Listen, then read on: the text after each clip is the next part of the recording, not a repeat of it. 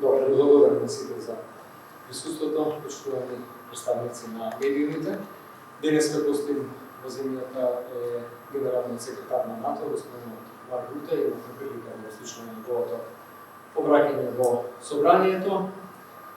Би рекол дека членството во НАТО е резултат на стратешките, визионерските, државничките политики на Социјалдемократскиот сојуз изминатите повеќе децении.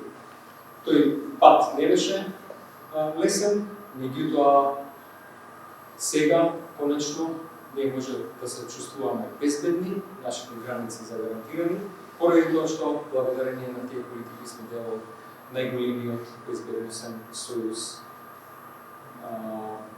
во светот.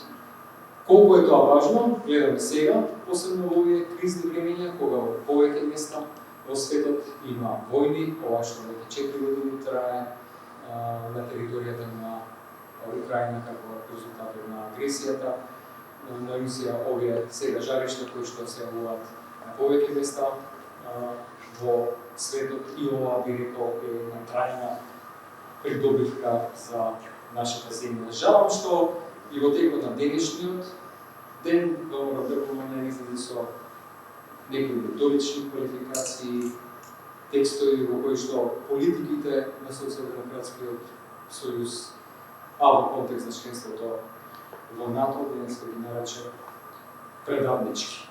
Не знам тука за какво предавство станува збор, кога отсекогаш сме се бориме и ќе се бориме исклучиво за доброто на државата и на сите граѓани. Генералниот секретар Руте имаше одличен говор. Сметам дека упати јасни пораки до владата. Упати пораки дека Русија е агресор во Украина и дека тие сега прават сојуз со Кина и со Северна Кореја. Пораката кон владата, сметам дека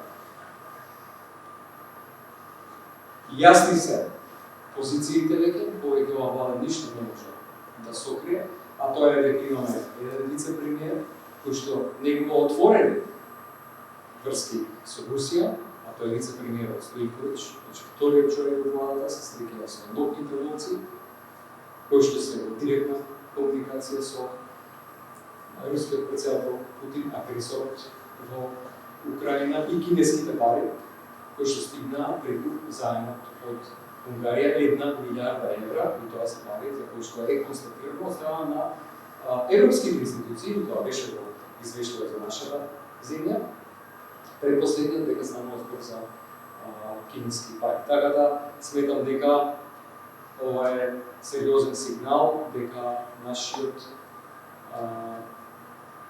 одбранбен чадор, раководството, знае точно какви политики води нашата влада и им кажува на тоа јасно и отворено во нашата влада.